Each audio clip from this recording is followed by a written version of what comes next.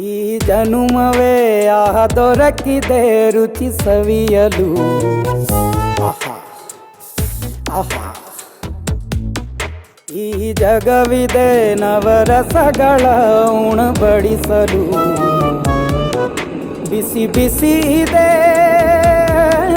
ಬಿಸಿ ಬಿಸಿ ಇದೆ ನಳಪಾಕ ದಿನ ದಿನ ನೂತನ. ಈ ಬಿಸಿಯುವಾರುವ ಮೊದಲೇ ಎಲ್ಲರ ಜೊತೆಯೇ ಮೆಲ್ಲುವ ಕಲೆಯ ಜೀವನ ಜನುಮವೇ. ಈ ಜನುಮವೇ ದೊರಕಿದೆ ರುಚಿ ಸವಿಯಲು. ಈ ಜನುಮವೇ ದೊರಕಿದೆ ರುಚಿ